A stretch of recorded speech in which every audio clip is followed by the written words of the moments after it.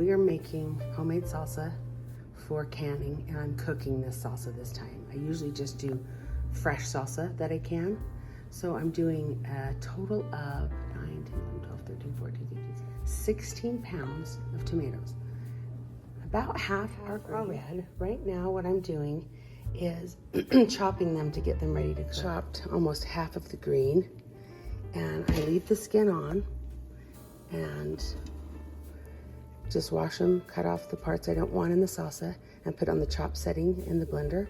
And I'm gonna put everything in this big pan and some other ingredients as well.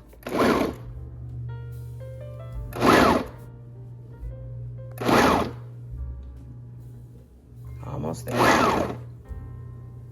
These at the bottom are a little bit finer in how they're chopped, and then larger chunks are at the top, and it makes a perfect balance for the sauce. Onto the red now. I chop them just only that much. I'm in the blender, and it's a Ninja blender. And a lot of people tell you have to take the skin and the seeds out, but I don't. They say it's for the texture and that they can become bitter, but I've been doing salsa even before I started canning, and I always left the skin and the seeds on. I like the fiber and the nutrients, and my salsa is delicious. So now we're gonna start the red tomatoes on the chop.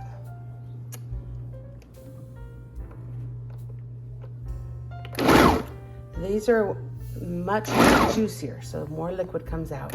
Some people drain the liquid to make their salsa thicker. I don't. I want to keep all of it. So I do have, when I do my fresh salsa, it is definitely a runnier salsa. But when I'm going to make this one, is I'm going to cook it down and it'll become thick because I'm cooking it down. It will be thick and rich. And a lot of people chop by hand, but that will take me 5 or 6 times what I'm doing here. So I love using the chop, this Ninja food processor. Going, even though I'm still chopping, and just added the red in with the green.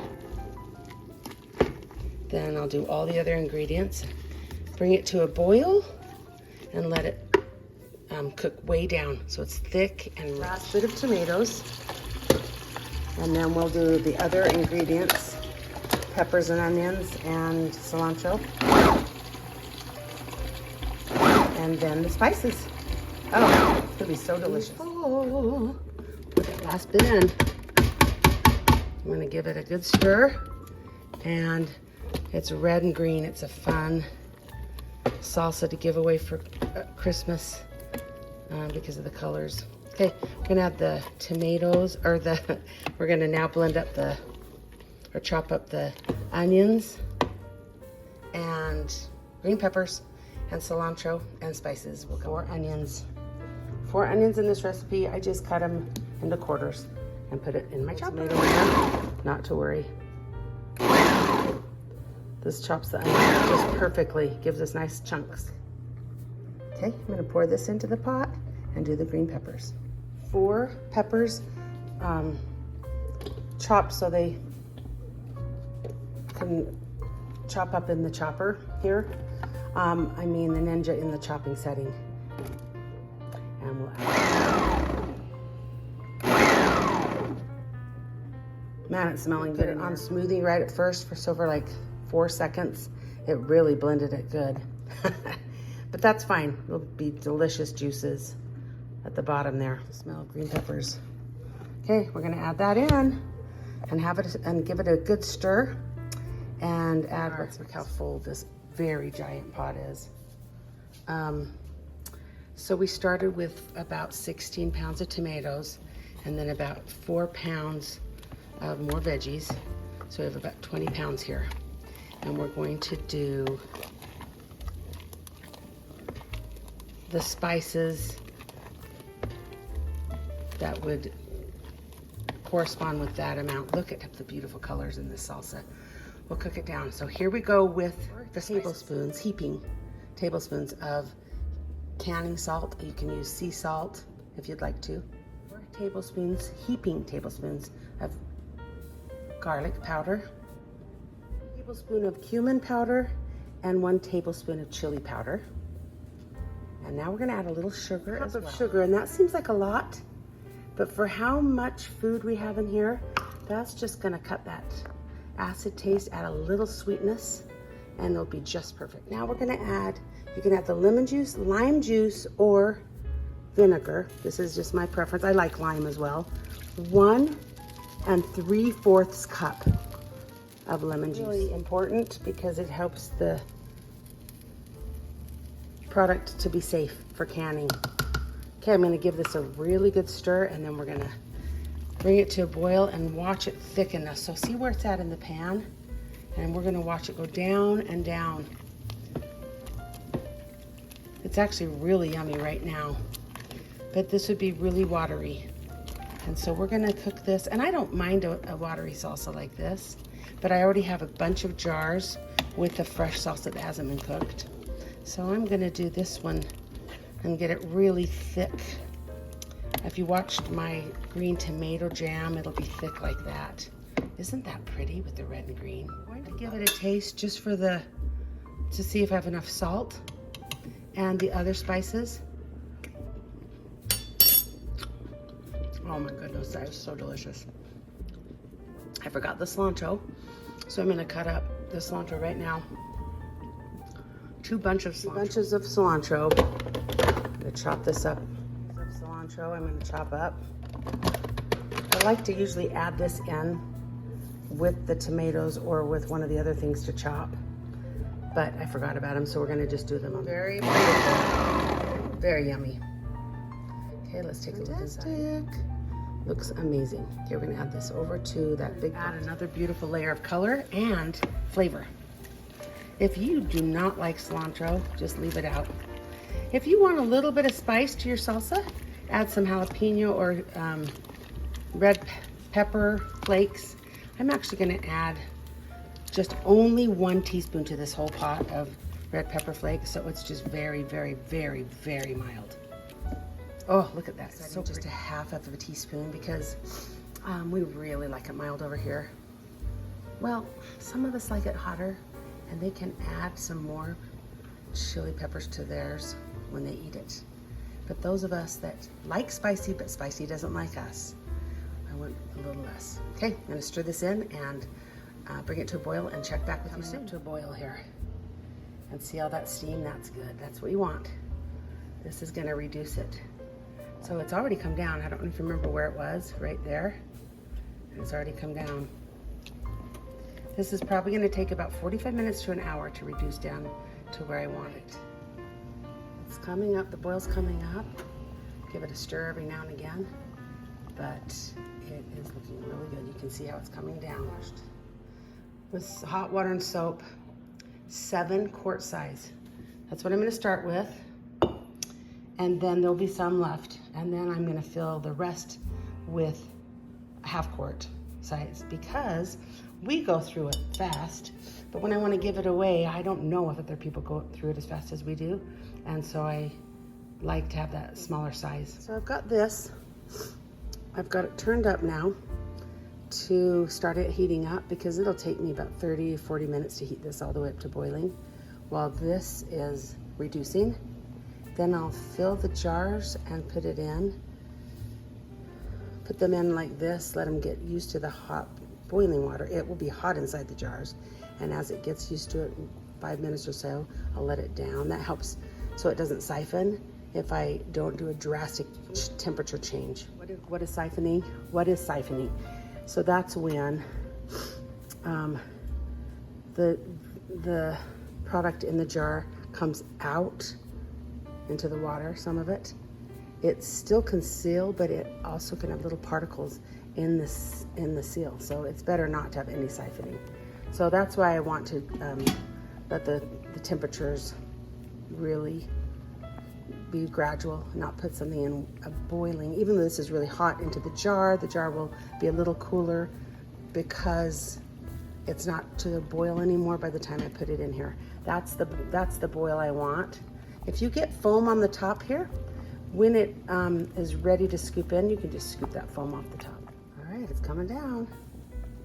Beautiful boil that I feel safe, that isn't too hot on the bottom. It's a thick pan on the bottom, so we're good.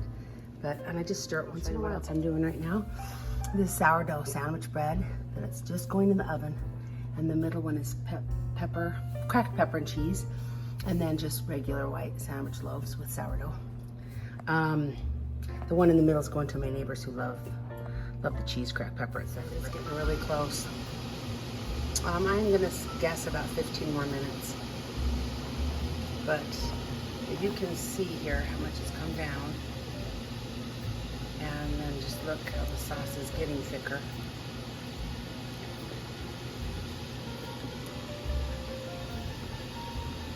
Yum.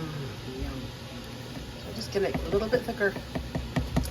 And we will put it into the jars. I'm about to take the bread out. Ooh, yum, yum. Right, it is feeling much thicker. You can feel it. It's getting close. I wanted to let you know I tasted it about 15-20 minutes ago, and I added that the salt was just perfect. It needed a little sugar, so I added a ½ cup more of sugar, and then I added 3 heaping tablespoons of minced garlic, fresh garlic, because it didn't have enough garlic for me, and then 2 more tablespoons of powdered garlic. And now it tastes perfect. I know what else I'm doing today while the tomatoes are cooking. So 2 loaves of sandwich bread and this yummy cheese and cracked pepper. If you look through my YouTube channel, you can find how to make this sourdough sandwich bread. And just about ready to scoop into these jars. Let's take a look at it.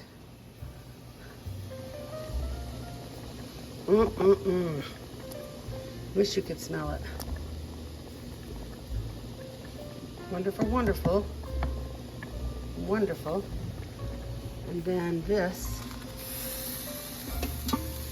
is ready. So the minute I'm ready to start scooping this up, I can start putting it in here, and then I'll tell you the process time. There's a couple different things I found, so I'm gonna research a little bit longer, but I was planning 20 minutes for the process time since this will be so hot. I saw one that said 10 minutes was enough, and then one that said 30. So I'll get back to you what I decided. We're gonna go to work here. I'm gonna ladle them in, and then we'll go from there. Look how pretty that is. Okay, we're doing 1 inch headspace. Okay. For more to come. 7 lovely quart-sized jars. I'm gonna clean off the lids with a wet cloth, put the tops on, and then put them and get them processing. Now, here's the surprising thing. That's all I have left. It always surprises me, and I never can quite get it right on the estimation of how much it's gonna make. And it all depends on how much it cooks down. So that looks like maybe that would fill 2 pints and maybe 3 pints. So 1.5 quarts. So I might just leave it out and make some taco soup with it for dinner tonight. And that brings me to this. This is delicious salsa, but you can also use it as the base of your taco soup and just add different beans to it, some corn, and it's already spiced up so deliciously. You can also add just another jar of just plain tomatoes with it to make it more soupy, or some broth. Okay, I'll take you to the next step. Before I clean the lids, because I usually get a little, I possibly will drip a little bit on the top. So debubble first, clean lids, or clean the top of this jar, and then put the lids on. You're gonna put these on. Finger tight. Do a boil. I took the lid off and it slowed the boil down. I'm going to start placing these in. And I put one on one side and then one on the other to keep it balanced, or they'll tip over. And then I'm going to carefully drop them down into the hot water. Bring it back up to a boil, and then we'll start the process. I'm going to process for 20 minutes. Did about right. 2 pints and a little under a pint. So I'm trying to decide if I'm gonna process these two or just make some soup or something out of this, or just put it in the fridge to eat a salsa. And I need at least 4 pints to process at a time. And I thought that was I remembered that you couldn't do just 1, but you can't even do 2. You gotta do 4 pints or 2 quarts is the minimum to process at a time. So these will be going in the fridge and we'll be enjoying them. Or I can give some to some neighbors too. It's about time for lunch and I'm gonna make taco soup out of it. I'll show you how I do it. I usually just use crushed tomatoes and then I add a little salsa, but we're gonna do all of that and add the tomatoes. Add the beans and corn. And I won't have to add much taco seasoning at all because it'll be ready to go. Beans, a can of corn. I'm gonna stir this and taste it and see what it needs flavor-wise.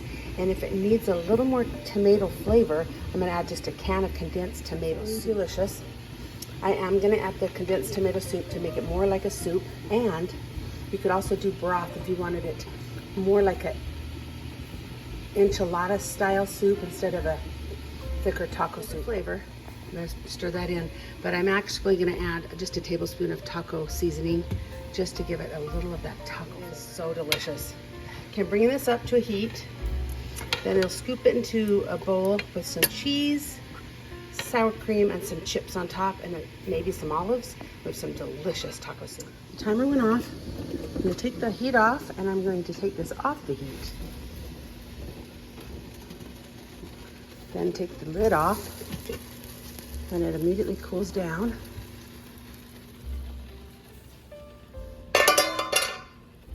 And I'm gonna pull these up to cool just a tiny bit, and then I'll put them on my towel. Just for about 5 or 10 minutes, I'm gonna just let them cool a teeny bit. Then with my handy little jar holder, I'll one by one, and I'll do it in a way that I always keep it balanced. So one here, then one here, and so on, so it doesn't tip over into the water. Got them all on the towel. They'll sit here. I've already heard some popping and tinging, so they're getting sealed. They'll sit here for 24 hours, then I'll label them and take them downstairs. And I'll take the bands off before I take them downstairs. I'm so glad we took that leftover salsa and made some soup out of it. It was so delicious. And it was also fun showing you how I was making some bread while I was canning today. Kind of fun to see the different things going on. And I can't wait to dig into this salsa. Thanks for joining today, and remember, all things done with love.